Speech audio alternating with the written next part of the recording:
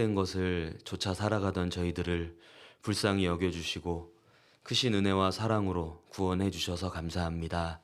영원한 천국 산 소망을 허락해 주시고 이 땅을 사는 동안에도 늘 함께 해주심을 감사드립니다. 어떠한 상황과 형편 가운데 있더라도 낙심하지 않고 오히려 주님만을 바라보며 말씀을 따라 사는 저희의 삶이 되게 도와주시고 이 마지막 때 저희에게 맡기신 전도의 사명 잊지 않고 끝까지 복음을 전할 수 있도록 도와주시옵소서. 아직 구원받지 못한 사랑하는 가족들, 우리가 전도하고자 하는 영혼들 불쌍히 여겨주시고 또 그들의 마음을 열어주셔서 속히 말씀을 듣고 하나님의 놀라운 사랑 깨달을 수 있도록 자비를 베풀어 주시옵소서. 주일을 맞아서 주님을 사랑하고 또 말씀을 사모하는 마음으로 함께 모였습니다. 이 시간 우리 각자에게 필요한 말씀으로 마음에 새겨주시고 또 위로와 힘과 용기를 더해 주시옵소서. 우리 중에 병중에 계신 분들 속히 건강 회복시켜 주시고 여러 가지 마음의 시험 가운데 있는 분들 오히려 주님을 바라볼 수 있는 귀한 믿음을 허락해 주시옵소서. 하나님의 말씀이 증거되는 곳마다 함께 해주시고 또 해외에서 어려운 환경에서 복음을 전하는 모든 분들에게 은혜로 더해 주시길 바랍니다. 오늘의 시종을 주님의 손길에만 의지하며 언제나 우리를 사랑하시는 예수님 이름으로 기도드렸습니다. 아멘. 네, 구약 성경 욥기 7장을 찾겠습니다. 욥기 7장 11절입니다. 페이지 수로는 구약 767쪽 정도 됩니다.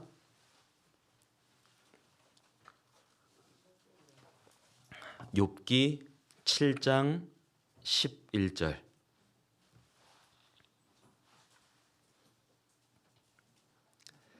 네, 욥기 7장 11절부터 해서 제가 몇 구절 읽겠습니다. 구약 767쪽 욥기 7장 11절부터 그런즉 내가 내 입을 금하지 아니하고 내 마음의 아픔을 인하여 말하며 내 영혼의 괴로움을 인하여 원망하리이다. 내려가서 17절 욥기 7장 17절에 사람이 무엇이간되 주께서 크게 여기사 그에게 마음을 두시고 아침마다 권징하시며 분초마다 시험하시나이까. 주께서 내게서 눈을 돌이키지 아니하시며 나의 침 삼킬 동안도 나를 놓지 아니하시기를 어느 때까지 하시리이까. 사람을 감찰하시는 자여 내가 범죄하였은들 주께 무슨 해가 되오리이까. 어찌하여 나로 관역을 삼으셔서 스스로 무거운 짐이 되게 하셨나이까. 네, 우리가 다 죄인으로 태어나서 이제 죄 가운데 살다가 말씀을 듣고 구원을 받았습니다. 이제 구원받은 이후에는 신앙생활이 시작이 되었는데 신앙생활은 이제 하면 할수록 참 쉽지 않고 또 어려움을 경험하게 됩니다. 물론 이제 교회 안에 있으면서 어떻게 살아가야 될지 그리스도인으로서 어떻게 행동해야 될지를 늘 배우고 있지만 돌아보면 정말 배운 만큼 그렇게 살지는 못하는 우리 자신을 발견할 때가 있습니다. 성경을 배우다 보면 성경에는 그리스도인을 일컫는 여러 가지 이제 표현들, 비유들이 있습니다. 뭐 예를 들면 그 요한복음 15장에 포도나무에 붙어 있는 이제 가지라고 하셨죠. 가지가 포도나무에 잘 붙어 있어야 이제 공급을 받아서 열매를 맺듯 구원받은 이후에 교회 가운데 잘 붙어 있어야 된다. 우리가 이제 교훈을 받습니다. 또 고린도전서를 배우다 보면 몸의 지체라고 하셨죠. 우리 몸에는 다양한 지체들이 붙어 있지 않습니까? 몸은 하나인데 다양한 지체가 이제 머리로부터 명령을 받아서 역할을 하듯이 구원받은 사람들은 다 다르잖아요. 모양도 다르고 뭐 성격도 다르고 하지만 교회 안에서 주님의 명령을 받아서 순종하며 살아가는 것 그렇게 배웠습니다. 또 이 복음서를 읽다 보면 그리스도인을 세상의 빛이다, 뭐 세상의 소금이다 이렇게 말씀해 주셨죠. 여러분 그러한 내용들은 구원받은 사람으로서 어떻게 살아가야 될지를 우리에게 알기 쉽게 비유를 들어서 설명을 해주신 겁니다. 오늘은 이제 그러한 내용 중에서 한 가지를 좀 같이 생각을 해보려고 합니다. 구약성경 욥기의 욥은 욥기 1장에 보면 하나님 보시기에 정직하고 또 순전하고 또 하나님을 경외하면서 악에서 떠난 자라 이렇게 평가해 주셨습니다. 그러니까 우리 시대로 말하면 욥은 신앙생활을 아주 잘했던 사람인 겁니다. 그런데 그런 그에게도 어느 날 절망스러운 상황이 왔습니다. 하루아침에 그 전 재산을 다 잃게 됐습니다. 그리고 자식이 10명이 있었는데 그 10명의 자녀가 하루아침에 다 세상을 떠납니다. 이것만으로도 굉장히 고통스러운데 거기에다가 이 욥의 머리끝부터 발끝까지 다 병에 들었어요. 이러한 상황에 그 욥의 아내가 욥한테 뭐라고 말하냐면 당신 이렇게까지 됐는데도 그 믿음을 지킬 거냐 하면서 하나님을 욕하고 죽어라 이렇게 하는 겁니다. 자, 욥의 친구들이 욥을 위로한다고 찾아왔는데 욥이 친구들이 했던 말은 위로가 되기는커녕 오히려 욥을 정죄하는 말이었습니다. 네가 분명 뭐가 잘못이 있으니까 이러한 재앙이 임한 것이 아니냐. 이 욥이 그 힘들고 어려운 상황 속에 고통은 계속 이어졌습니다. 그래서 여기 욥기 7장 11절 우리 처음 읽었던 11절에 보면 그런즉 내가 내 입을 금하지 아니하고 내 마음의 아픔을 인하여 말하며 내 영혼의 괴로움을 인하여 원망하리이다. 여기 마음의 아픔이라고 했고 또 내 영혼의 괴로움이라고 했습니다. 욥이 정말 힘들었던 건 그런 상황들 속에서 이유를 몰랐던 거죠. 왜 내가 이런 일을 겪어야 되는지 그리고 이것이 도대체 언제까지 지속될 것인지를 몰랐기 때문에 욥이 정말 힘들었습니다. 그렇다고 욥이 막 좌절하고 포기한 건 아니었습니다. 그럼에도 불구하고 욥은 하나님이 함께 계시고 하나님께서 이 모든 상황을 아시고 또 지켜보신다는 믿음이 있었죠. 그래서 여기 17절에 사람이 무엇이간데 주께서 크게 여기사 그에게 마음을 두시고 아침마다 권징하시며 분초마다 시험하시나이까. 사람이 도대체 뭐길래 하나님 이런 나에게 마음을 두시고 아침마다 분초마다 우리를 권면하시고 우리를 지켜보십니까? 여기 그 19절에 보면은 침 삼킬 동안도 침 이렇게 삼키지 않습니까? 그 침 삼키는 그 순간조차도 나를 놓지 아니하시기를 어느 때까지 하십니까?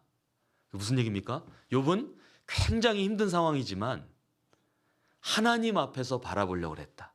그러니까 내 시각으로 사람의 눈으로 평가하지 않았고 하나님 보시기에 하나님 앞에 이 상황을 바라봤던 겁니다. 자, 그러한 상황 속에서 욥이 한 가지 깨달은 게 있었습니다. 뭐냐면 하나님 지금 나를 관역으로 삼으셨구나. 내가 지금 하나님의 관역이 된 거구나. 그것을 깨달았습니다. 그래서 여기 20절 욥기 7장 20절 함께 읽겠습니다. 사람을 감찰하시는 자여 내가 범죄하였은들 주께 무슨 해가 되오리이까. 어찌하여 나로 관역을 삼으셔서 스스로 무거운 짐이 되게 하셨나이까. 여기 중간에 어찌하여 나로 관역을 삼으셔서 하나님 나를 관역을 삼으신 거구나. 이것을 이제 생각하게 됐습니다. 그런데 욥뿐만 아니라 앞서간 믿음의 선진들, 그들을 하나님께서 관역을 삼으셨고 또 그들 스스로도 하나님께서 관역을 삼으셨다는 걸 알았습니다. 여쭤볼까요? 자, 지금 우리 시대에는 누가 관역일까요? 구원받은 그리스도인이 관역이고 또 복음을 위해서 힘있게 살고자 하는 사람이 관역입니다. 그리고 교회가 관역입니다. 여러분, 우리가 이 역사의 마지막 시대를 살면서 하나님이 나를 관역으로 삼으셨구나. 우리 교회가 하나님의 관역이구나. 이 사실을 분명하게 알고 또 그 가운데 교훈을 받는다면 더 힘있게 믿음을 지키면서 복음을 위해서 살 수 있습니다. 그래서 여기 이제 관역의 비유에서 말씀하셨기 때문에 제가 오늘 설교 제목을 나로 관역을 삼으신 하나님 이렇게 정했습니다. 그래서 이 관역을 통해서 우리에게 이제 필요한 교훈들을 받아서요, 좀 마음도 새롭게 하고 또 힘을 얻는 그러한 이제 시간이 되시면 좋겠습니다. 오늘 함께 살펴보고 싶은 내용은 이제 먼저 이 관역이라고 하셨는데 관역이 갖고 있는 특징들이 있습니다. 관역이 갖고 있는 특징들과 이 그리스도인의 삶을 이렇게 비교해 보면 참 비슷하거든요. 그래서 몇 가지 특징들을 통해서 좀 생각을 해보고 우리가 이제 관역을 삶을 산다고 할 때 좀 조심해야 되는 것들이 있습니다. 주의해야 되는 것들 몇 가지 보고 또 하나 위로가 되는 건 나만 이렇게 사는 게 아니라 앞서갔던 많은 믿음의 선진들도 그렇게 살았고 예수님도 그렇게 사셨고 나도 이렇게 살고 있기 때문에 이 사실 생각할 때 참 위로가 됩니다. 그리고 이제 마지막으로는 하나님께서 나를 관역으로 삼으셨다면 그러면 나는 어떤 자세로 신앙생활을 해야 될 거냐. 그 내용까지 오늘 같이 좀 생각을 해보겠습니다. 먼저 이제 여기 관역이라고 하셨는데 뭐 비슷한 표현으로는 뭐 표적, 뭐 어떤 타겟 뭐 이렇게 말할 수 있겠죠. 그 뭐 사격을 한다거나 뭐 양궁 같은 거 보면 그 쏘는 사람들이 이 표적을 보고서 이렇게 쏘지 않습니까? 그 표적이 관역이죠. 관역. 근데 이 관역이 갖고 있는 특징이 있습니다. 몇 가지 특징들과 이 그리스도인의 삶을 좀 비교를 해보면 첫 번째, 관역의 특징은 고정되어 있다는 겁니다. 관역은 그 관역을 세워놓은 사람이 정한 위치에 그대로 고정되어 있다는 특징을 갖습니다. 자, 욥기 16장 여기 넘겨보죠. 욥기 16장 12절.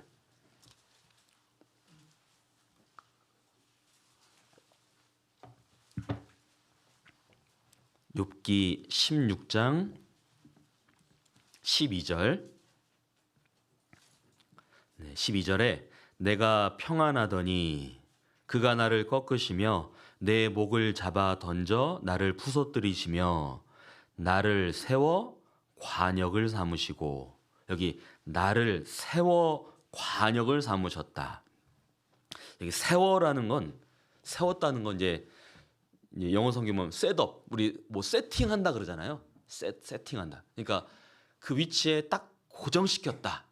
그래서 관역을 삼으셨다 말씀하신 겁니다. 그러니까 관역은 마음대로 내가 가고 싶다고 위치 이동하면 안 되는 겁니다. 주인이 세워놓은 그 위치를 끝까지 고수해야 관역으로 쓰임받을 수 있다는 겁니다. 만약에 관역이 그 위치가 싫어가지고 다른 데로 막 이동해버리면 어떻게 됩니까? 관역으로 쓰임받을 수가 없는 겁니다. 목적대로 살 수가 없다는 거죠. 마찬가지로 그리스도인은 하나님께서 정하신 위치에 고정되어 있어야 됩니다. 우리에게는 하나님께서 정하신 위치도 있고 또 질서도 있습니다. 그 위치를 끝까지 고수하는 사람이 하나님 앞에 귀하게 쓰임받을 수 있습니다. 물론 그 위치를 지킨다는 게 쉽지 않습니다. 어렵습니다. 왜? 그 위치를 지키다 보면 많은 어려움이 찾아오고 참고 견뎌야 되는 시간들이 있는데 그게 결코 쉽지가 않은 겁니다. 질서를 지킨다는 것이 말 그대로 쉬운 일은 아닌 겁니다. 그런데 분명한 사실은 주님 앞에 갈 때까지 그 위치를 끝까지 지켜야 그 사람이 쓰임을 받는 겁니다. 자, 나를 한번 생각해 보죠. 나에게 주신 위치가 한 가지가 아닙니다. 일단 이제 가정에서의 위치가 있습니다. 가정에서도 우리 뭐 형제님들, 자매님들, 뭐 자녀들 다 위치가 각각 다르잖아요. 가정에서 위치가 있어요. 또 학교 다니는 학생들은 학교에서 위치가 있죠. 직장인들은 직장에서 위치가 있습니다. 뿐만 아니라 교회 안에서도 위치가 있잖아요. 우리 은빛 장년회부터 우리 봉사의 어머니의 청년의 교회학교 다 위치가 있지 않습니까? 그러니까 생각해 보면 나에게 맡기신 위치가 한 가지가 아닌 거죠. 여러 가지인 거죠. 그런데 그거를 다 잘 지키려다 보면 어떻습니까? 그거 힘든 거예요. 몸은 하나인데 역할을 다양하게 해야 되니까. 그런데 그렇다고 해서 처음에는 잘하다가 시간이 좀 지나가면서 요런 위치는 내가 조금 소홀해도 괜찮겠지. 그래가지고 위치 이탈해버리면 어떻게 됩니까? 그럼 문제가 되는 겁니다. 그 구원받은 사람이 내가 하고 싶은 건 하고 하기 싫은 건 안 하겠다. 내가 있고 싶은 곳에는 있고 별로 있고 싶지 않은 곳에는 있지 않아야겠다 해버리면 그때부터 문제가 생기는 겁니다. 여러분, 관역은 고정되어 있습니다. 또 관역의 두 번째 특징은 관역은 주로 맞는 역할이라는 겁니다. 관역은 공격하는 쏘는 역할이 아니라 관역은 어떻습니까? 주로 맞는 역할인 거죠. 여러분, 화살, 뭐 총알 이런 거는 쏘는 역할이잖아요. 공격. 관역은요 주로 맞는 역할인 겁니다. 애시당초 만들어진 목적 자체가 맞기 위해서 만들어졌다는 거죠. 그리스도인은 어떻습니까? 그리스도인은 공격하는 사람이 아닙니다. 그리스도인도 마찬가지로 주로 맞는 역할을 합니다. 그래서 이제 신앙생활을 믿음을 지키면서 열심히 하다 보면 주로 공격을 받습니다. 복음을 전하는 과정에서 주로 공격을 받습니다. 오해를 받을 때도 있고 욕을 먹을 때도 있고 좋지 않은 말을 할 때도 있습니다. 하지만 그렇다고 구원받은 사람이 똑같이 갚아주지 않습니다. 구원받은 사람이 내가 당한 거 다 기억해가지고 앙심을 품고 복수의 날을 기다리는 사람이 아닙니다. 그리스도인은 주로 받는 위치, 공격을 당합니다. 물론 무조건 당하고 살라는 얘기는 아니죠. 믿음을 지키고 복음을 전하는 과정에 주로 맞는 역할을 하는 겁니다. 이 직장에서도 이제 구원받기 전에 직장 생활 하다 보면 뭐 회식할 때 뭐 술도 마시고 뭐 담배도 피고 이제 구원받기 전에 그렇게 살았다 하더라도 구원받고 나면 어떻습니까? 이제 술도 끊고 담배도 끊고 합니다. 근데 이제 회식 자리를 갔는데 그 전에는 술도 잘 마시던 사람이 갑자기 교회에서 뭐 말씀 듣고 오더니 술을 안 마시겠다고 하는 거예요. 그럼 뭐가 시작됩니까? 핍박이 시작되는 겁니다. 괴롭힘이 시작됩니다. 나는 믿음을 지키려고 했고 배운 대로 살려고 했는데 세상 사람들은 그것을 이상하게 여기고 우리를 공격하고 때로는 정말 육신적인 피해를 입힐 때도 있습니다. 가정 안에서도 그렇죠. 이제 가족 중에 나 혼자 구원받은 경우 있잖아요. 가족들이 다 구원을 안 받았고 나 혼자 받으면 신앙생활을 하다 보면 핍박이 있습니다. 나를 공격하고 신앙생활을 못하게끔 방해하는 것들이 있거든요. 전도하다 보면 공격을 얼마나 많이 받습니까? 여러분, 전도 왜 하죠? 너 잘 되라고 하는 겁니다. 너 잘 되라고. 구원받으면 그 사람 잘 되는 거잖아요. 그런데 그런 마음은 몰라주고 막 안 좋게 대하는 겁니다. 막 욕도 합니다. 그러다 보면 속상하죠. 다 자기 위해서 하는 건데. 때로는 이 교회 안에서도요. 교회 안에서 이렇게 구원받고 신앙생활 하다 보면 봉사하지 않습니까? 봉사 서비스 하는 거죠. 봉사도 형제자매들을 위해서 하는 겁니다. 교회를 위해서, 물론 주님을 위해서 하는 거죠. 그래서 차량 운행도 하고 뭐 식사도 대접하고 음료도 대접하고 뭐 이렇게 합니다. 그런데 나는 정말 마음을 다해서 섬겼는데 오해받을 때도 있습니다. 내 마음을 몰라주고 안 좋은 말을 들을 때도 있잖아요. 그렇다고 그거 모아서 두고 보자, 나도 똑같이 해주겠다 이렇게 하지 않잖아요. 그리스도인은 맞는 역할입니다. 그래서 하고 싶은 말 있어도 참고, 나도 그렇게 말할 수 있고 나도 그렇게 행동할 수 있지만 그렇게 하지 않는 거예요. 때로는 기도하면서 또 기다리면서 주님의 뜻을 끝까지 구하는 겁니다. 여러분, 그리스도인은 누군가를 막 가르치고 책망하고 벌 주는 사람이 아닙니다. 그리스도인은 어떤 사람입니까? 하나님께 받은 사랑으로 다른 사람을 섬기고 또 사랑을 베푸는 겁니다. 왜? 사랑을 받았잖아요. 자, 고린도전서 여기 찾아보죠. 고린도전서 13장.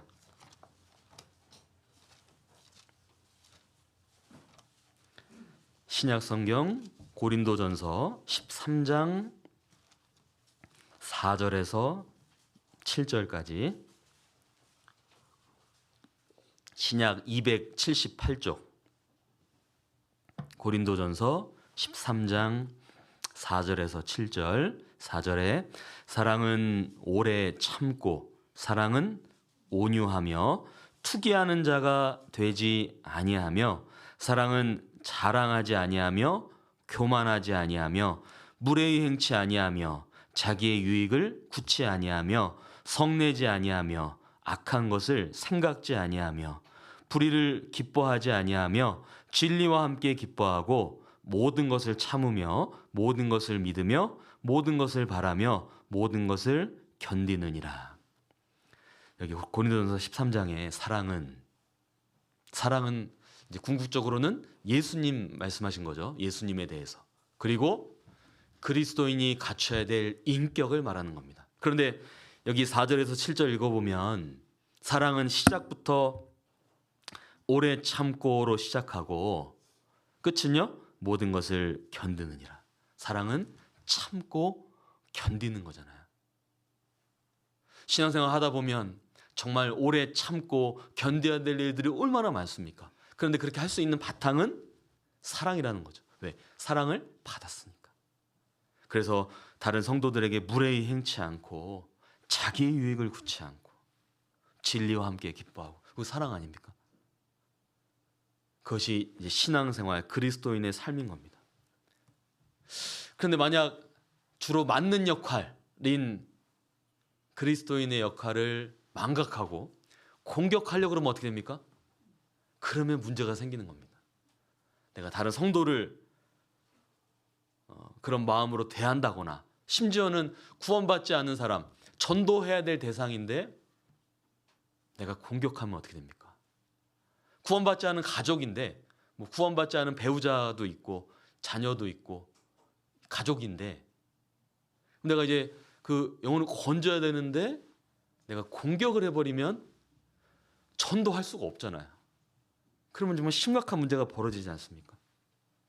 형제자매들 간에도 서로 사랑해야 되는데 내가 어떤 믿음을 주관하려고 한다거나 뭔가를 이렇게 내 뜻대로 하려고 그러면 그 사랑은 아니잖아요. 그러면은 결국은 문제가 발생하는 겁니다. 그럼 이제 우리도 생각해 봐야겠죠. 어떤 갈등이 벌어졌을 때, 문제가 생겼을 때, 혹시 내가 맡는 역할인데, 내가 관역인데 그걸 잊어버리고 내가 화살하려고 그러고 내가 총역할을 하려고 그래서 지금 이런 문제가 생긴 거 아닐까? 이거 생각해 봐야 되는 겁니다. 또 관역은 세 번째 특징은 그러다 보니까 주목을 받습니다. 여러분, 활 쏘는 사람이 양궁 선수가 뭘 뚫어져라 쳐다봅니까? 관역을 뚫어져 쳐다보죠. 왜? 그 가운데 맞추려고. 그런 것처럼 그리스도인도 주목을 받습니다. 자, 누가 우리를 그렇게 뚫어져라 쳐다볼까요? 누가 우리 주목할까요? 먼저는 하나님께서. 하나님께서 우리를 주목하십니다. 구원받기 전에도 우리를 주목하셨는데 구원받은 이후에 자녀된 이후에 하나님께서 우리를 놓지 않고 계속 주목하십니다. 자, 시편 32편 시편 32편 8절.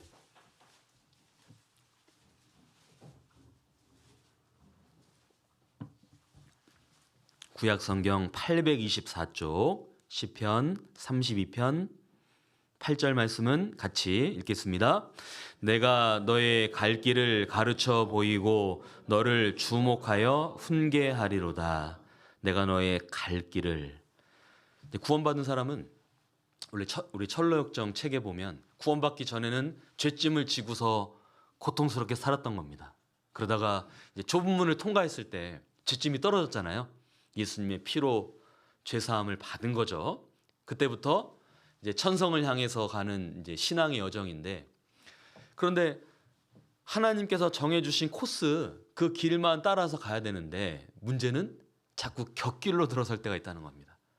유혹을 받기도 하고 내 뜻대로 딴 길로 갈 때 있잖아요. 그러다 막 고생을 하죠. 그런데 감사하게 하나님께서 여기 가르쳐 보이실 뿐만 아니라 너를 주목하여 훈계하신다. 보시다가 잘못된 길로 가고 있으면 이렇게 훈계해서 다시 원래 길로 돌아오게 하시죠. 여러 가지 수단을 들어서 우리를 훈계하시지 않습니까? 그러니까 얼마나 감사합니까?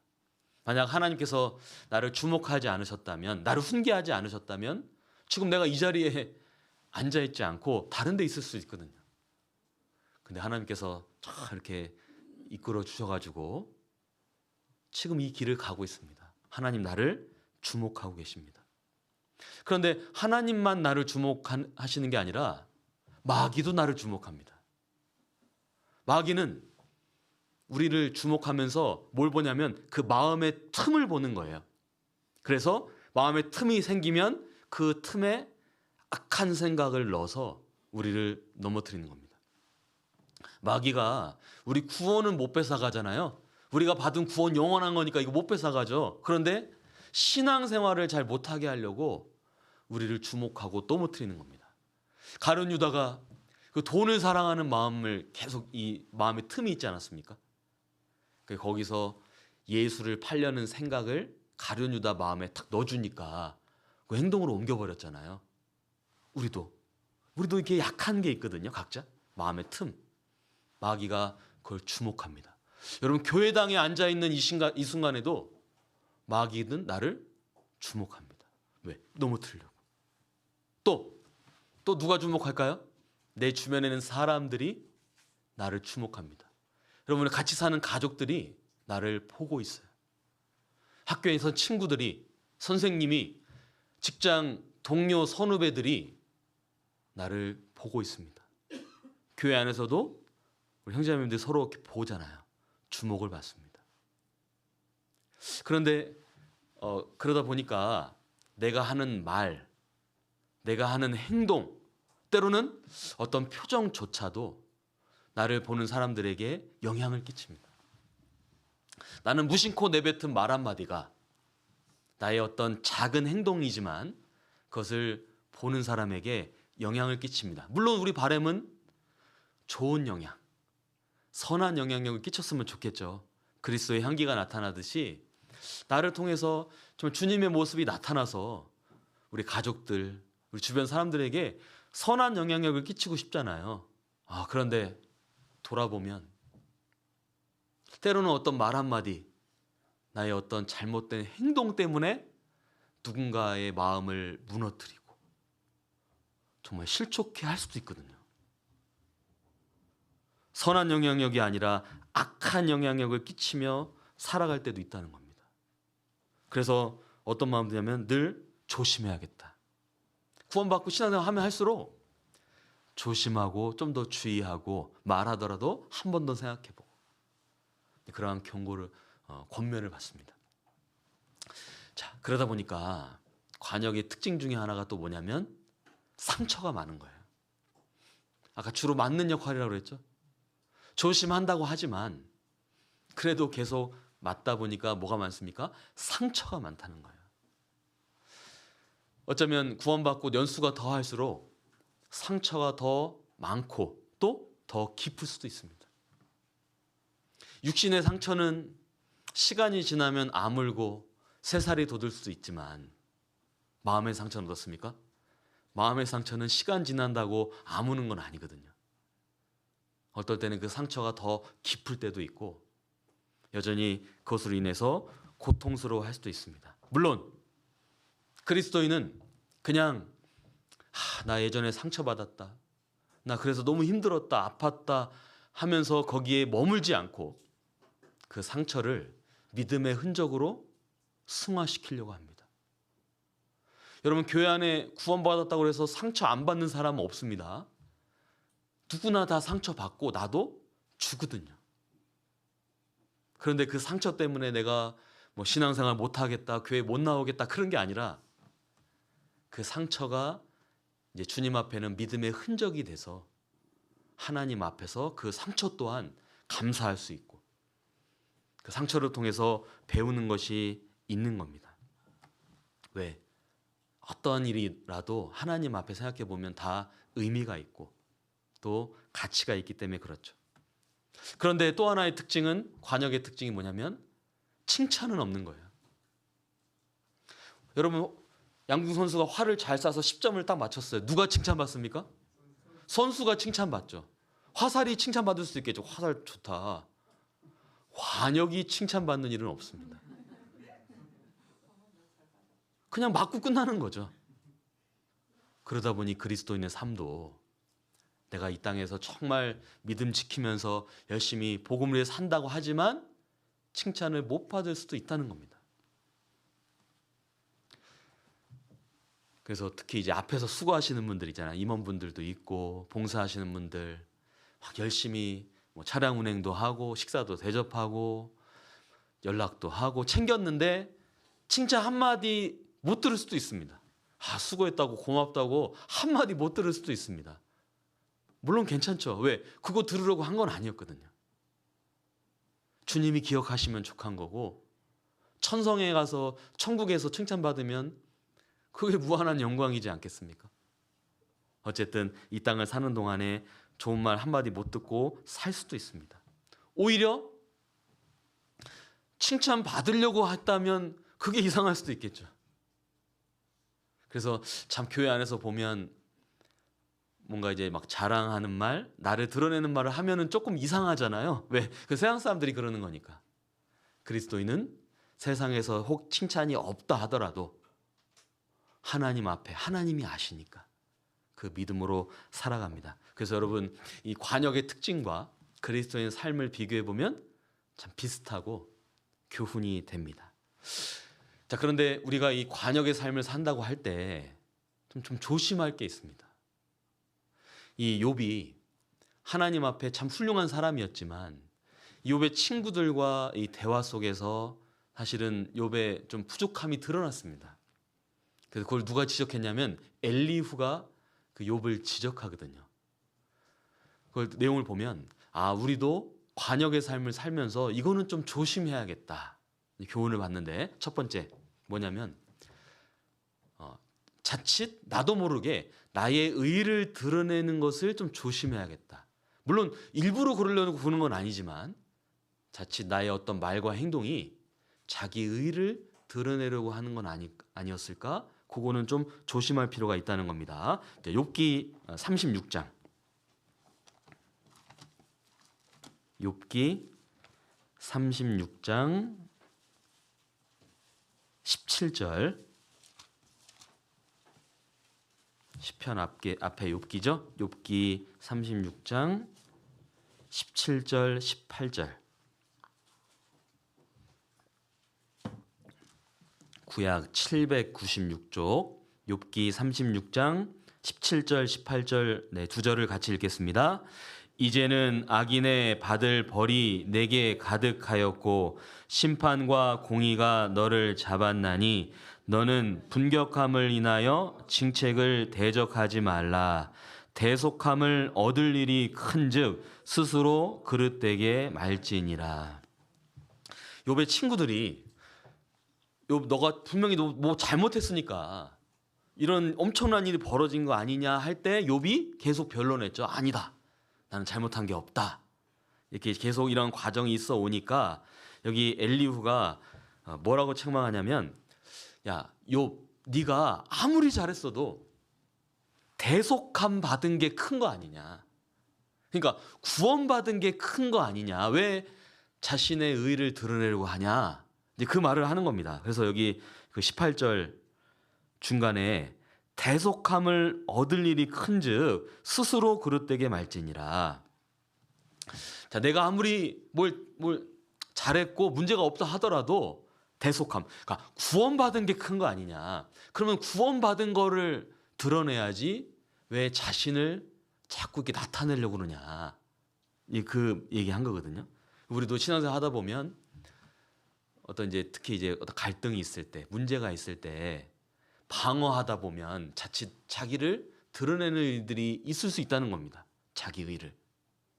그럴 때 기억해야 될 건 물론 뭐 내가 잘못 안 했을 수도 있겠죠. 하지만 대속함, 구원받은 게 큰 거 아니냐. 그렇죠. 구원받은 게 제일 크죠. 구원받은 거 생각하면은 내가 드러낼 게 뭐가 있겠습니까? 다 그냥 감사한 거죠. 그래서 혹 나도 모르게 나를 드러내는 일이 있지 않을까? 그거 좀 조심해야겠다. 또 하나, 이 관역의 삶을 살 때 조심해야 될 건 너무 힘들다고 죽겠다는 말을 하면 안 된다는 겁니다. 너무 힘들다고 죽겠다는 말을 하면 안 돼. 20절에 너는 밤, 곧 인생이 자기 곳에서 재앙을 받는 때를 사모하지 말 것이니라.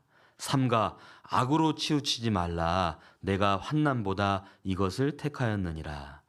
여기 밤, 곧 인생의 밤 이제 힘든 시기를 말하는 겁니다. 너무 힘들다고 인생이 자기 곳에서 재앙을 받는 때 죽는 거죠. 그거 사모하지 말라. 쉽게 말하면 힘들어 죽겠다. 지금 너무 나 힘들어서 그냥 나 빨리 주님 앞에 가고 싶다. 그런 말을 하면 안 된다는 겁니다. 욥이 그 재앙이 딱 임했을 때 그런 말도 했잖아요. 내가 왜 엄마 태에서 죽어서 나오지 않았다. 내가 왜 살아서 태어났냐. 그런 말까지 하지 않았습니까? 너무 힘드니까. 그런데 우리도 신앙생활 하다 보면 그럴 때 있으세요? 주님 빨리 오셨으면 좋겠다. 오늘 그냥 지금 나를 데려가셨으면 좋겠다. 근데 그 이유가 주님 빨리 보고 싶어서가 아니라 너무 힘들어서, 이 상황이 너무 괴로우니까 빨리 벗어나고 싶은 거죠. 그런 말은 하면 안 된다. 아무리 고통스러워도. 왜? 고난에는 이유가 있으니까. 그거 조심해야겠다. 그리고 또 하나는 욥이 처음에 어려움이 임했을 때는 하나님을 바라보고 하나님을 찬송하는 말을 했거든요. 그런데 이게 좀 시간이 지나면서 변했다 이겁니다. 그거 조심해야 된다는 거죠. 24절에 욥기 36장 24절에 너는 하나님의 하신 일 찬송하기를 잊지 말지니라. 인생이 그 일을 노래하였느니라. 여기 찬송하는 거 잊지 마라. 여러분 욥기 1장 2장 읽어보면 욥이 전 재산 잃고 자식 죽고 그랬을 때 뭐라 하냐면 주신 자도 여호와시오 취하신 자도 여호와시오니 여호와의 이름이 영광을 받을지어다 찬송을 받을지어다. 그때 하나님 찬송했거든요. 여러분 자식 10명을 잃었는데 그 상황을 감당할 수 있겠습니까? 10명이 뭡니까? 한 명을 먼저 떠나보내도 부모가 신앙생활 정말 그 마음 지키기 어렵잖아요. 그런데 욥이 그 상황에조차도 하나님 찬양했거든요. 거기에다가 온몸이 병들었을 때 하나님께 복을 받았는데 재앙도 받지 않겠냐. 그때 하나님 찬양했거든요. 근데 시간이 지나가면서 하나님 하신 일 찬송하기를 잊어버렸다 이겁니다. 그거 조심하라 이거죠. 그래서 우리도 돌아보면 이제 갓 구원받았을 때 정말 기쁘고 감사했을 때 하나님 찬양했잖아요. 정말 밖에 꽃 한 송이만 봐도 달라 보이고 그런 마음 들지 않았습니까? 그렇게 기뻐하고 찬송했는데 이제 조금 어려운 일 있다고 그래서 그거 다 잊어버리고 하나님 찬송 안 하고 근심 걱정 속에 살아간다면 그거 생각해 봐야 되는 거 아니냐. 이제 그 말씀을 이제 하신 겁니다. 그래서 이 일을 잘 생각해 봐라. 37장 14절. 욥기 37장 14절도 같이 읽겠습니다. 욥이여 이것을 듣고 가만히 서서 하나님의 기묘하신 일을 궁구하라. 자, 이 내용을 쭉 들었으니 이제 하나님의 그 놀라운 일을 궁구하라, 생각해라.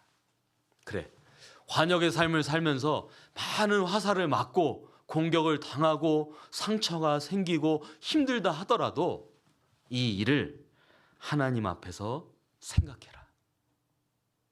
왜? 그래야 오히려 하나님을 더 가까이 하고 신앙생활을 잘할 수 있는 계기가 되는 거거든요. 우리에게도 권면해 주신 겁니다. 자, 그런데 참 위로가 되는 건 나만 이렇게 관역의 삶을 사는 게 아니라 앞서간 많은 믿음의 선진들, 우리보다 먼저 구원받은 많은 분들이 먼저 관역의 삶을 살았다는 겁니다. 그것을 볼 때 참 위로가 되는데, 대표적으로 누가 관역이었냐? 창세기에 보면 요셉이 관역이었어요. 요셉은 12명의 야곱의 12명의 아들 중에 11번째 아들이었죠. 그런데 그 아버지 야곱이 요셉을 정말 사랑했잖아요. 그로 인해서 10명의 형들에게 미움을 받았죠. 요셉은 또 하나님이 주신 꿈을 꿨지만 형들로부터 또 미움을 받았잖아요. 그래서 어떻게 됐습니까? 애굽의 총으로 팔려갔어요. 가족이 나를 총으로 외국에 팔았어요. 그때 요셉의 나이가 17살입니다. 17살이면 몇 학년이죠? 고등학교 1학년인 겁니다. 한 번도 가보지 않은 외국에 그것도 종으로 팔려갔어요. 그런데도 요셉이 잘했죠. 보디발의 그 집을 맡아서 일을 잘했는데 또 그 안에 누명이 씌워가지고 감옥에도 들어갔습니다. 화살을 또 맞은 거예요. 감옥에 들어가서 정말 고생하고 또 이 술 맡은 관원장 꿈을 해석도 해줬는데 이 사람이 또 잊어버렸고 2년 동안 잊어버렸어요. 화살을 또 맞았어요. 요셉의 인생 자체가 관역의 삶을 살았잖아요. 가족들에게 또 그 상관에게 주변 사람들에게 계속, 그러니까 한 13년을 요셉이 관역의 삶을 산 겁니다. 자, 또 누가 관역이었냐? 예레미야가 관역이었습니다. 예레미야가 이 청년 때, 젊을 때 선지자로 세워졌는데, 그래가지고 힘있게 말씀을 전했지만 이스라엘 사람들이 한 명도 안 돌이키는 겁니다. 우리 시대로 말하면 전도가 한 명도 안 되는 거예요. 그래도 끝까지 포기하지 않고 예레미야가 복음 전했잖아요. 예레미야 애가, 여기 찾아보겠습니다. 예레미야 애가 3장 12절. 예레미야 애가 3장 12절. 구약 1146쪽.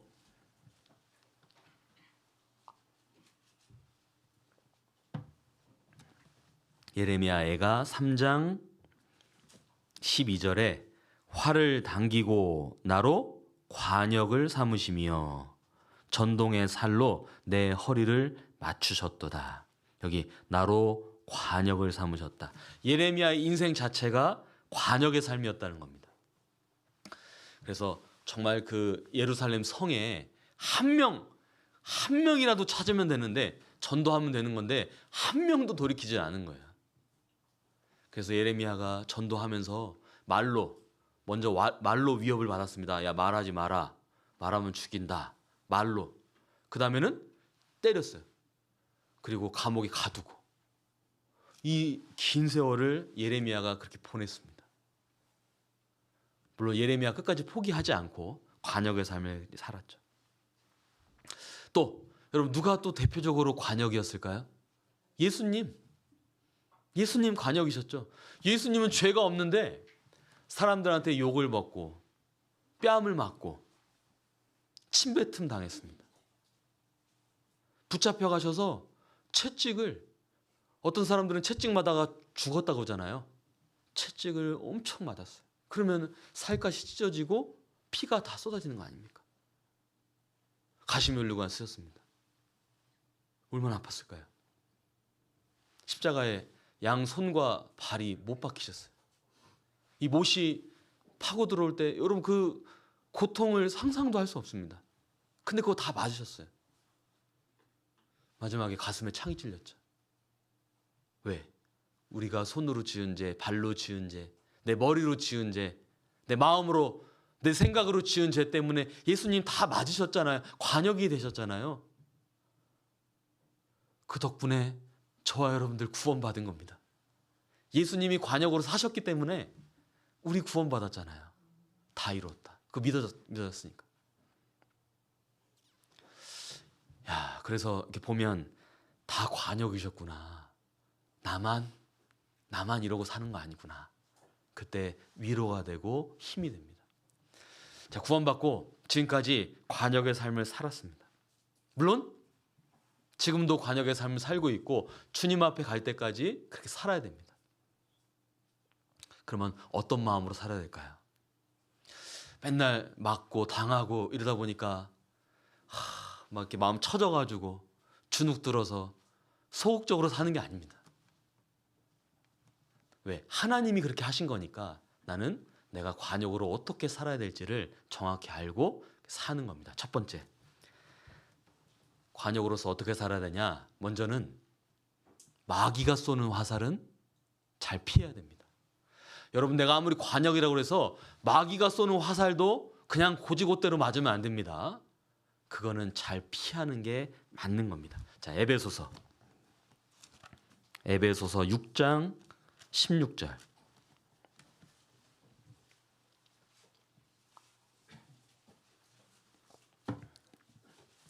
에베소서 6장 16절, 신약 316쪽. 에베소서 6장 16절에 모든 것 위에 믿음의 방패를 가지고 이로써 능히 악한 자의 모든 화전을 소멸하고. 에베소서 6장에는 여기 하나님의 전신갑주에 대해 말씀하셨죠? 전신갑주 말씀하시면서 그 중에 여기 16절에 모든 것 위에 믿음의 방패를 가지고 이로써 능히 악한 자의 모든 화전을 소멸하고. 여기 악한 자 누굽니까? 마귀죠. 사단 마귀. 그리고 여기 화전을 소멸하고. 화전은 불화살입니다. 그냥 화살이 아니라 불화살인 거예요. 마귀는 끊임없이 우리한테 불화살을 날립니다. 우리 마음에다 쏘고요. 우리 머리에다가 쏘는 거예요. 왜? 넘어뜨리려고. 그리고 잘 피해야 되는 거죠. 근데 여기 화전, 불화살이다 보니까 맞는 걸로 끝나는 게 아니라 번집니다. 불이 쫙 번져서 다 태워버리잖아요. 마귀가 지금 나에게 그 불화살을 쏘고 있습니다. 내 마음에, 내 생각에. 자, 여러분, 마귀가 뭘 통해서 불화살을 날릴까요? 마귀가 주로 쏘는 수단이 말입니다. 말. 다른 사람의 말을 통해서, 내 말을 통해서 불화살을 쏘는 거예요. 그래서 이제 구원받은 이후에 참 입이 참 중요한데, 말해야 될 때가 있고 하지 말아야 될 때가 있잖아요. 이거를 잘 분별하고 말해야 될 때 적절한 말을 하는 것이 굉장히 중요합니다.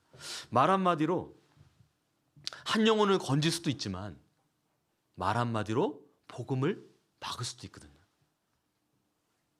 물론 말을 한 번 내뱉으면 주워 담을 수가 없잖아요. 그런데 그 영향이, 파급력이 굉장히 큰 겁니다. 근데 마귀가 그 말을 통해서 불화살을 날리는 겁니다.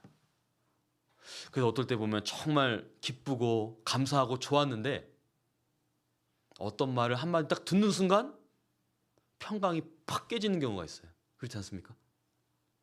그게 뭐 가족을 통해서 들은 말일 수도 있고, 뭐 직장에서 친구한테 들은 말일 수도 있겠죠. 형제자매에게 들을 수도 있고. 이 말 한마디가 내 마음을 무너뜨리는 겁니다. 근데 어떨 때 보면 누군가가 나한테 직접 하는 말도 있지만 또 뭐가 있냐면 건너서 듣는 말도 있어요. 누가 나에 대해서 한 말을 누가 이렇게 전해줘요. 근데 그 좋은 말은 아닌 거죠. 그럴 때 어떻게 됩니까? 마음이 무너지는 겁니다. 그러니까 보면 말한 사람도 잘못했지만 전해준 사람은 더 나쁜 것 같아요. 거기 막았어야죠. 알면서도 말함으로써 오히려 저 사람이 믿음을 지키기 어렵게 되고 정말 실족해 할 수도 있습니다. 근데 그 사람도 사람이지만 잘못했지만 뭘 생각해야 됩니까? 마귀가 있다니까요.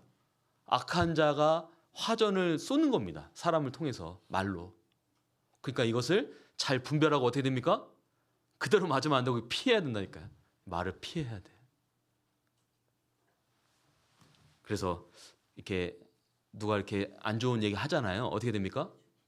바로 버려야 돼. 이렇게 버려야 돼. 그걸 이렇게 곱씹고 막 묵상하고 막 꿈에 나오고 이렇게 하면 안 되고 이거 딱 건너서 들은 말 이런 거 있잖아요. 그것도 그냥 버려야 되는 거예요. 마귀가 역사하는 겁니다. 그래서 여러분 이거는 피하는 게 상책이다. 피하는 게. 자, 잠언 4장 14절.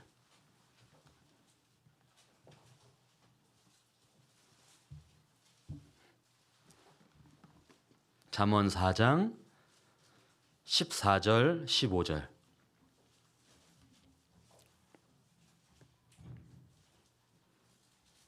잠언 4장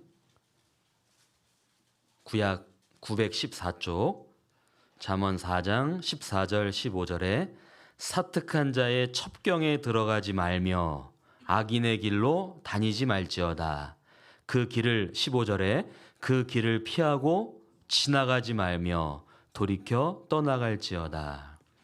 여기 사특한 자, 악인. 아무리 그 길이 지름길이고 좋은 길처럼 보여도 그 길을 다니면 안 되는 겁니다. 그래서 15절에 그 길을 피하라고 했잖아요. 마귀가 쏘는 길, 마귀가 유혹하는 건 맞으면 안 되고 잘 피해야 된다. 마귀가 끊임없이 화살을 날리죠. 어디서 화살을 날립니까? 유혹의 화살을 날리는 거예요. 우리 마음을 세상으로 죄로 향하게끔 마음을 돌리는 겁니다. 뭘 통해서요? 스마트폰을 통해서. 이거를 자꾸 보게 만들거든요. 예전에 텔레비전. 그러면 거기에는 나한테 유익한 내용만 있는 게 아니라 그렇지 않은 내용이 또 많은 겁니다. 근데 보다 보면 어떻게 됩니까? 마음 뺏기고 마음이 어두워지면서 죄를 짓게 돼요. 예전에 어떤 집사님이, 우리 교회 집사님은 아니고요. 어떤 집사님이 그 사극을 좋아하셨대요. 사극 아시죠? 대하 드라마, 역사극. 근데 마침 그 사극이 토요일 밤에 늦은 시간에 이렇게 방영을 했나 봅니다. 그래가지고 이분이 그거를 늦게까지 보고 좀 늦게 주무셨어요. 다음날 이제 주일이죠. 주일 아침에 이제 일찍 모임이 있어서 이제 좀 피곤하지만 어쨌든 나와서 모임을 하는데 목사님이 그 집사님한테 집사님 저 기도해 주세요. 그랬더니 예 전하. 사극을 많이 보니까 나도 모르게 튀어나가는 거야 이렇게. 근데 이게 남의 얘기가 아니라 우리도 그럴 수 있다는 거죠. 마귀가 불화살을 엄청 쏘거든요. 그러면 이제 재밌잖아요. 보다 보니까 시간 가는 줄 모르고 성경 읽을 때는 참 힘든데 이런 거는 참 쉽게 하다 보면 사실 지금 엄청 맞고 불이 지금 번지고 있는데 모르고 있을 수도 있는 겁니다. 그래서 우리 자신을 돌아보고 잘 피해야 되는 거예요. 또 여러분 그런 경우 있습니까? 저 사람만 만나면 내가 자꾸 죄를 짓게 되고 마음이 무너진다. 그 악한 동무가 있거든요. 저 사람만 하고만 대화를 나누면 자꾸 이렇게 마음이 어두워지고 마음이 조금 이렇게 하나님과 멀어진다. 뭐 어떻게 됩니까? 안 만나야 되는 거예요. 반대로 저런 분들과 만나면 마음이 밝아지고 하나님을 향하게 되고 교회를 더 사랑하게 되고 그럼 가까이 하는 거거든요. 근데 마귀는 자꾸 이쪽으로 유혹을 하는 겁니다. 그래서 첫 번째로 마귀가 쏘는 화살은 잘 피해야 된다. 근데 피하다가도 맞을 때 있잖아요. 피한다고 피했는데 또 맞을 때 있어요. 아까 뭡니까? 믿음의 방패. 믿음의 방패. 그러니까 뭐가 중요합니까? 말씀이 중요한 거예요. 믿음은 들음에서 나지 않습니까? 결국은 우리가 평소에도 말씀을 가까이 하고 말씀을 정말 붙잡고 사는 게 중요한 겁니다. 우리 형제자매님들 성경 잘 읽고 계셔요? 네, 대답이 출애굽은 하셨어요? 출애굽기 넘어갔습니까? 이 바쁘다 보면 연초에는 다 계획하죠. 뭐 일독 있는 분들 이렇게 계획하잖아요. 그런데 갑자기 뭐 있고 막 집회 있고 하다 보면 이렇게 놓칠 때가 있습니다. 그럼 시간 지나가면은 이제 분량이 많아지니까 부담스럽잖아요. 어떻게 됩니까? 오늘부터 읽으면 돼요. 지나간 거 뒤로 하고 오늘부터 오늘 읽어야 될 걸 읽으면 됩니다. 왜? 그래야 내일도 읽거든요. 성경을 읽지 않으면 신앙생활을 힘있게 할 수가 없습니다. 심지어 교회에서 봉사하고 임원하시는 분들도 성경을 가까이 하지 않으면 끝까지 쓰임 받기가 어려워요. 그래서 믿음의 방패, 말씀을 늘 가까이 하고 뭐 많이 읽는 게 중요한 게 아니라 꾸준하게 가까이 하는 거. 이게 진짜 중요한 겁니다. 그래서 마귀의 화살을 잘 피해야 되고, 또 하나는 두 번째, 관역의 삶을 살기 위해서 두 번째 자세는 하나님께서 쏘시는 화살은 그거는 잘 맞아야 된다는 겁니다. 하나님께서도 나한테 화살을 쏘시거든요. 그거는 잘 달게 맞아야 된다. 자, 욥기 시편 앞에 욥기 6장 4절.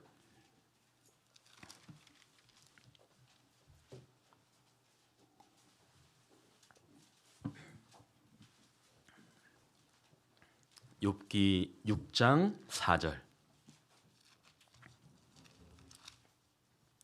네, 욥기 6장 4절에 전능자의 살이 내 몸에 박힘에 나의 영이 그 독을 마셨나니 하나님의 두려움이 나를 엄습하여 치는구나. 여기 전능자의 살이, 그러니까 하나님께서 쏘신 화살이 내 몸에 박혔다. 욥이 하나님께서 쏘신 화살을 맞은 거죠.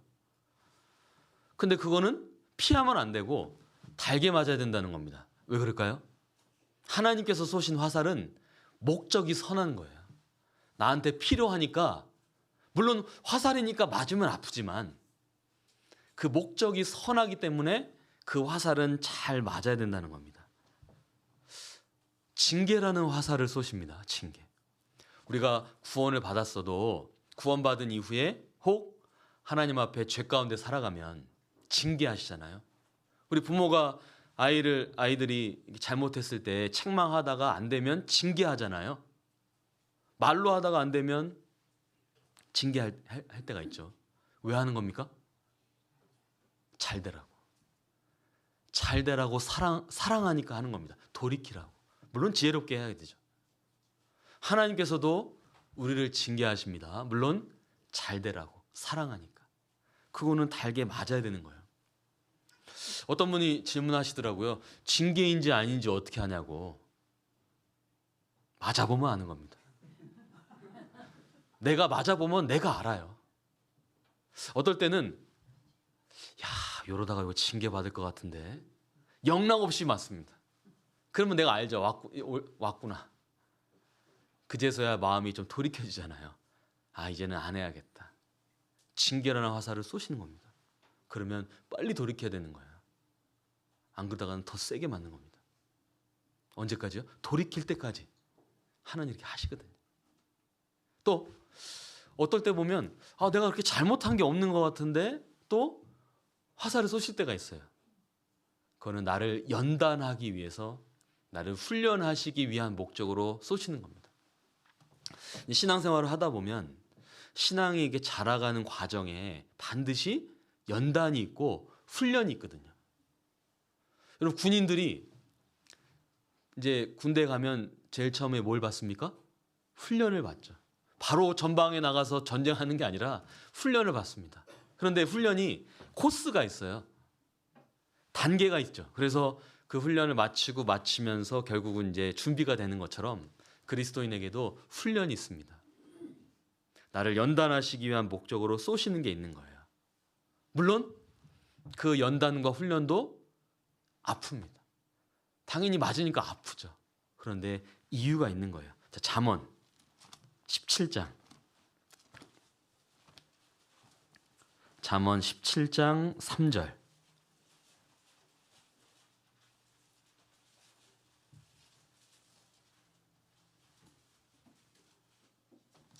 구약 929쪽. 잠언 17장 3절. 네, 잠언 17장 3절은 함께 읽겠습니다. 도가니는 은을, 풀무는 금을 연단하거니와 여호와는 마음을 연단하시느니라.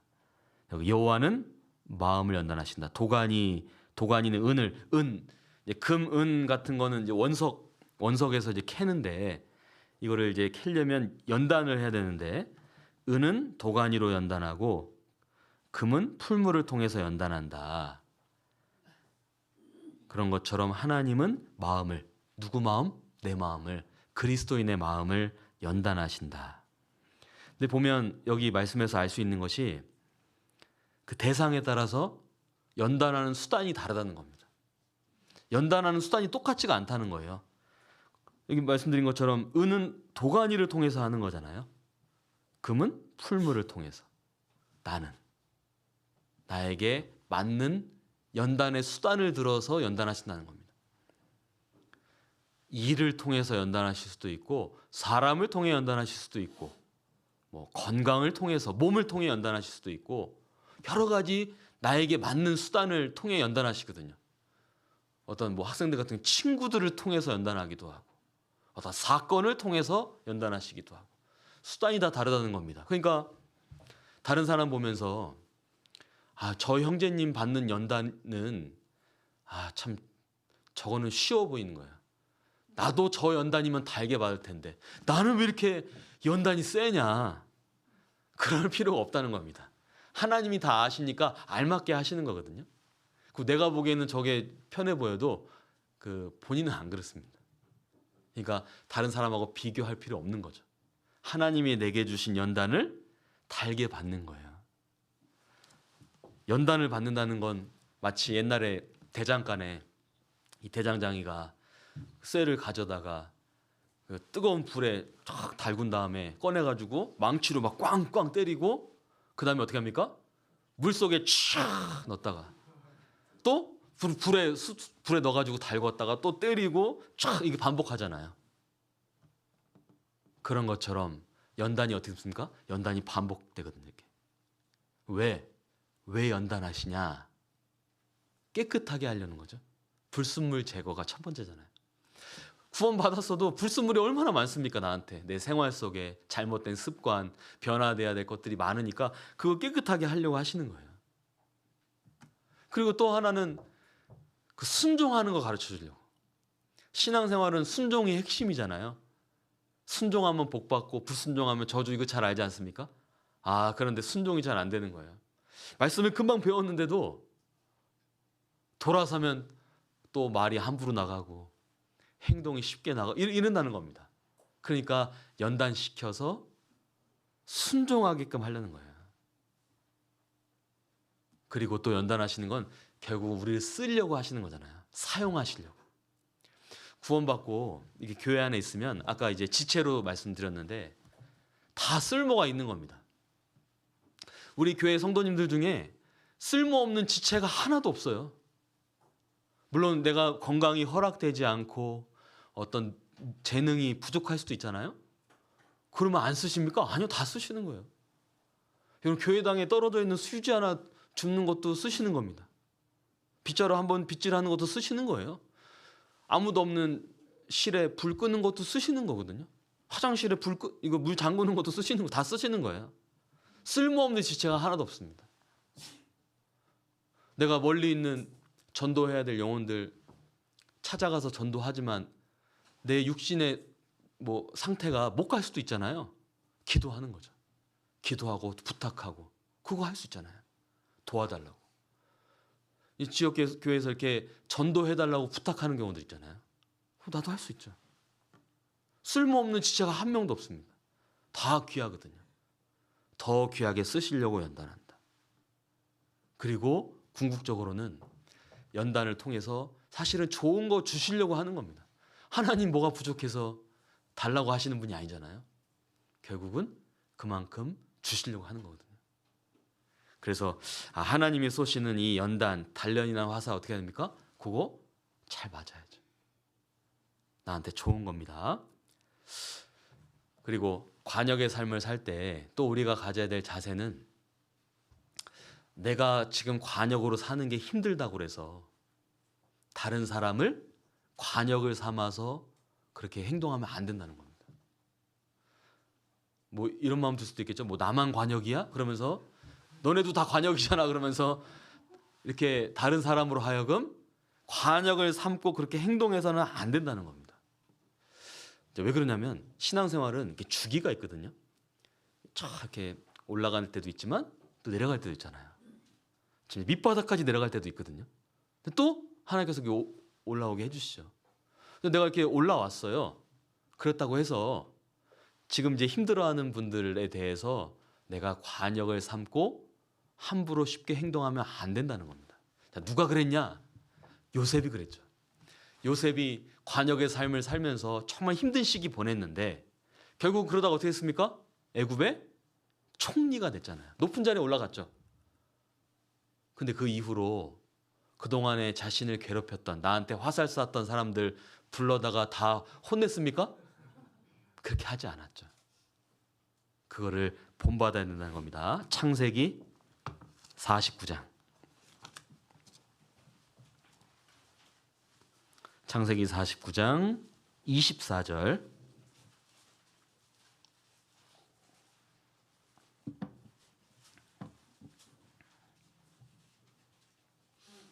창세기 49장 24절. 24절에 요셉의 활이 도리어 견강하며 그의 팔이 힘이 있으니 야곱의 전능자의 손을 힘입음이라. 그로부터 이스라엘의 반석인 목자가 나도다. 앞에 23절을 보면 23절에 활 쏘는 자가 그를 학대하며 그를 쏘며 그를 군박하였으나, 이게 그 전 삶이잖아요. 애굽에 팔려가고 막 고생할 때 사실은 활 많이 맞고 관역의 삶을 살았으나 24절에 가니까 이제 총리가 된 이후로는 요셉의 활이 견강해졌어요. 팔이 힘이 생겼습니다. 이제는 요셉이 다른 사람에게 그렇게 할 수 있는 힘이 주어졌거든요. 물론 하나님께서 주신 거죠. 그런데 그렇다고 해서 요셉이 보디발의 아내도 부르고 보디발도 부르고 형들 불러가지고 혼내고 벌 주고 너 그때 나한테 왜 그랬어? 이렇게 하지 않았다는 겁니다. 왜요? 요셉은 하나님께서 이렇게 하셨다. 이 모든 과정 자체가 하나님께서 하셨다. 그 믿음이 분명히 있었거든요. 그러니까 좋을 때만, 잘 될 때만 하나님 감사하는 게 아니라 그렇지 못했던 힘들었던 시간들도 그것조차도 하나님이 하셨다. 그 믿음이 있었기 때문에 다른 사람으로 하여금 관역을 삼지 않았다는 겁니다. 여기 24절 중간에 야곱의 전능자의 손을 힘입음이라. 하나님이 그렇게 하셨다. 그래서 실제 요셉의 형들이 그 이스라엘 땅에 가뭄이 들어가지고 곡식 구하려고 요셉한테 왔잖아요. 그 앞에서 결국은 나중에 그 총리가 요셉인 거 알았죠. 그때 요셉의 형들이 어땠습니까? 두려워했어요. 왜? 본인들이 잘못한 거 아니까 이제 큰일 났다. 그러면서 막 우리를 벌하지 마소서, 우리를 이렇게 해하지 마소서 막 그 간청하잖아요. 그때 요셉이 어떻게 했습니까? 형들 두려워하지 마세요.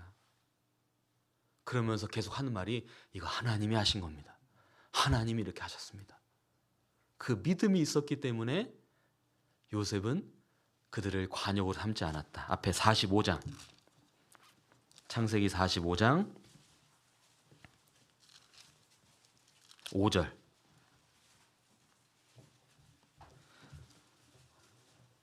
창세기 45장 5절. 여기 제가 몇 구절 읽을 건데 어떤 말씀이 반복되는지 보세요. 45장 5절에 당신들이 나를 이곳에 팔았으므로 근심하지 마소서, 한탄하지 마소서. 하나님이 생명을 구원하시려고 나를 당신들 앞서 보내셨나이다. 7절. 하나님이 큰 구원으로 당신들의 생명을 보존하고 당신들의 후손을 세상에 두시려고 나를 당신들 앞서 보내셨나니 그런즉 나를 이리로 보낸 자는 당신들이 아니요 하나님이시라. 하나님이 나로 바로의 아비를 삼으시며 그 온 집의 주를 삼으시며 애굽 온 땅의 치리자를 삼으셨나이다. 어떤 말씀 반복됩니까? 하나님이 하셨습니다. 하나님이 그렇게 하신 겁니다. 하나님이십니다. 그렇게 정확히 본 거예요. 우리도 마찬가지 아니겠습니까? 우리 구원받기 전에도 그랬지만 구원받은 이후의 삶 가운데서도 특히 관역의 삶을 살다 보니까 많은 공격을 당하고 상처도 받고 그동안에 많은 일들이 있어 왔고 뭐 지금도 겪고 있고 앞으로도 있을 텐데 중요한 건 요셉처럼 하나님이 그렇게 하셨다. 하나님 생각하면 문제될 것도 없고 너무 힘들어할 것도 없고 너무 상처받을 것도 없고요. 너무 원망하고 불평할 거 없는 겁니다. 왜? 그래서 구원받았잖아요. 구원받기 전에 여러분 막 자라오는 과정에서 어려움들, 힘들고 고생했던 일들 그래서 구원받았잖아요.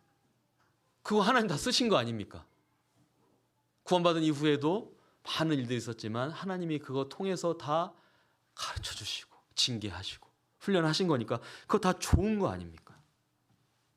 그래서 우리도 이 요셉의 믿음을 보면서 나도 그래 지금 내 상황에 지금 펼쳐지는 일들 또 그 사람들 그것만 보지 말고 그래 이거 하나님이 이렇게 허락하셨구나.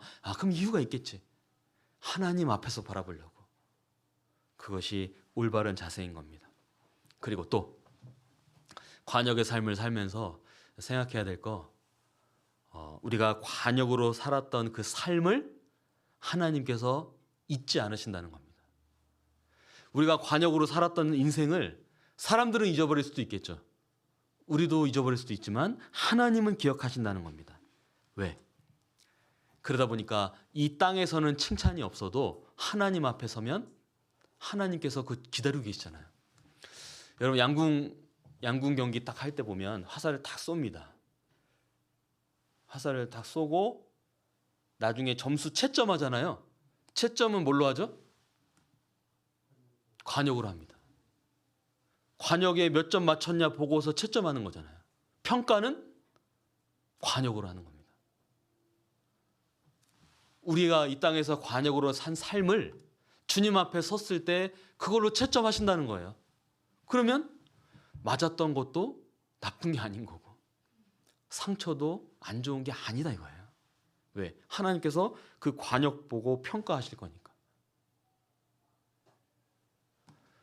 그래서 우리 그 해같이 빛나리 그 찬양 복음성가에 보면 그 가사가 좋잖아요. 주님이 기억하시면 족하리. 주님이 기억하시면 족하리. 사람들이 중요한 게 아니라 하나님이 중요한 거니까. 그래서 그 믿음을 바라보고 내 삶을 기억하신다. 그래서 이 땅에서 우리가 행한 작은 선행, 정말 물 한 잔 대접하고 커피 한 잔 대접하고 식사 대접을 했어요. 얼마나 큰 겁니까? 물 한 잔도 잊지 않으시는데 가정을 개방했어요. 형제자매를 초대해서 섬겼다 이겁니다. 그거 얼마나 큰 거겠습니까? 전도하기 위해서 내가 들인 물질, 시간, 노력, 그 눈물 그거 얼마나 귀한 겁니까? 우리 집회하려고 그러면 교회 전 성도가 다 마음 모아가지고 물심양면으로 희생하는 거잖아요. 그런데 열매가 맺혀질 때도 있고 때로는 그렇지 않을 때도 있습니다. 열매가 안 맺혀졌으면 괜히 한 겁니까? 안 할 걸 그랬습니까? 아니잖아요. 다 과정인 거고 의미가 다 있는 거예요. 이유가 다 있는 겁니다. 우리는 끝까지 주님 바라보고 할 일을 하는 겁니다. 마지막 때 모이기를 힘쓰라고 하셨으니까 어떻게든 모이기 힘쓰고 모이면 좋고 또 위로받고 힘받잖아요. 그리고 밖으로 나가서 믿음 지키면서 복음 전하고 그렇게 해서 한 영혼 건져서 교회가 성장하는 겁니다. 제 기억에 제가 12년 전에 왔을 때 한 반 정도 되셨던 것 같아요. 열 몇 분, 제 기억에 열 몇 분 계셨던 것 같습니다. 지금 정말 이렇게 성장하신 거잖아요. 그 하나님이 해주신 거죠. 물론 우리 형제자매님들이 애를 많이 쓰셨다고 생각합니다. 앞으로도 그러겠죠. 지금 진짜 말세의 마지막 시대를 살고 있고 성경의 그 징조가 뉴스에서 나오는 시대를 지금 살고 있는데 그 다 이유가 있는 거 아니겠습니까? 그래서 우리가 비록 이 땅에서 어떤 상황 속에 있더라도 하나님이 그거 다 기억하시고 갚아주신다는 거. 이 땅에서 아니더라도 주님 앞에 갔을 때 그거를 꼭 기억했으면 좋겠습니다. 마지막으로 여러분 앞서간 믿음의 선진들도 그 인생을요 부분만 보면 어떻습니까? 상처투성인 거예요. 욥도 그랬죠. 욥의 인생을 그 부분만 보면 상처투성이. 다윗이 어떻습니까? 다윗의 인생이 그 부분만 보면 상처투성이고 안 좋은 거로 가득한 겁니다. 그런데 전체를 보면 어떻습니까? 인생 전체를 보면 그 인생은 아름다운 인생이 되는 거예요. 자, 우리도 내 인생을요 부분만 보면 상처투성이고 안 되는 거 투성인 거예요. 그런데 전체를 보면 어떻게 됩니까? 하나님 모든 것을 합력하여 선을 이루시는 겁니다. 하나님 내 인생 전체를 들어서 아름답게 하시는 분인 거예요. 그러니까 너무 부분에 집중하지 말고 좀 더 멀리 보고 전체를 바라보고 그래 지금 비록 이런 상황 속에 있지만 우리 결국 끝이 좋은 사람들이잖아요. 왜? 천국이 있으니까. 천국이 기다리고 있으니까 우리 끝이 좋은 사람들이니까 그거 생각하고 감사하는 마음으로 신앙생활을 하면 좋겠습니다. 그래서 이제 소식지 보니까 뭐 구역 집회도 있고 또 이렇게 6월달에 대집회도 있으시잖아요. 그래서 우리가 더 서로 사랑하고 마음이 하나 되면 우리가 준비되면 주님이 쓰시는 겁니다. 준비된 만큼 쓰시거든요. 키울 능력이 있어야지 애를 낳지 않겠습니까? 그래서 그만큼 주님이 일하실 거니까 더 뜨겁게 사랑하고 힘있게 복음 전하면 좋겠습니다. 자, 기도하겠습니다. 하나님 감사합니다. 우리에게 성경을 내려주시고 늘 말씀으로 교훈해 주심을 감사드립니다. 오늘 관역의 비유에서 주신 이 말씀을 통해서 우리의 삶을 돌아보고 또 어떻게 살아가야 될지를 생각해 보았습니다.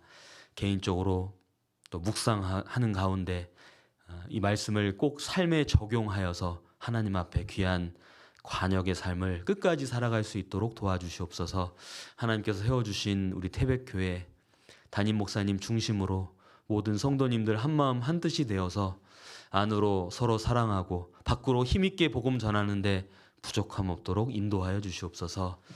앞두고 있는 구역 집회와 또 이어지는 대전도 집회 가운데 함께해 주시고 풍성한 열매가 맺히는 결실이 있는 집회가 되게 하여 주시옵소서. 이후의 모든 삶을 주님의 손길에만 의지합니다. 언제나 우리를 사랑하시는 예수님 이름으로 기도드렸습니다. 아멘.